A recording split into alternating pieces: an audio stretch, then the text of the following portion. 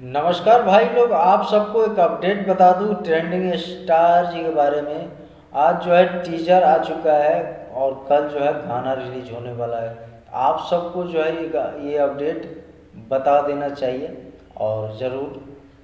और कल जो है ट्रेंडिंग स्टार जी का गाना जो है रिलीज हो रहा है, सड़िया ये बलम। और संजय म्यूजिक वर्ल्ड पे जो है रिलीज हो रहा है ये कल 5:45 में, यानी 9 तारीख को। बहुत ही खतरनाक जो है ये सॉन्ग होने वाला है। ट्रेंडिंग स्टार जी अकेले गाए हैं और कृष्णा बेदर्दी जी लिखा है इस गाने को।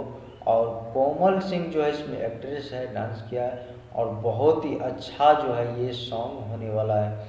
और भोजपुरी में जो है जितने भी गाने लिखा है कृष्णा बेदर्दी जी, सभी जो है ग्राउंड लेवल पे बजा है।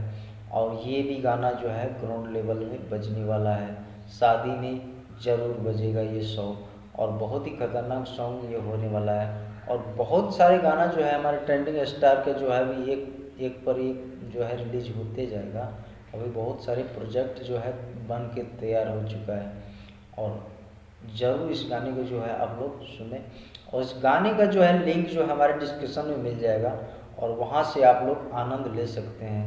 धन्यवाद आप सबको। ये राय और अपडेट कैसे लगा कमेंट बॉक्स में ज़रूर लिखिएगा। धन्यवाद।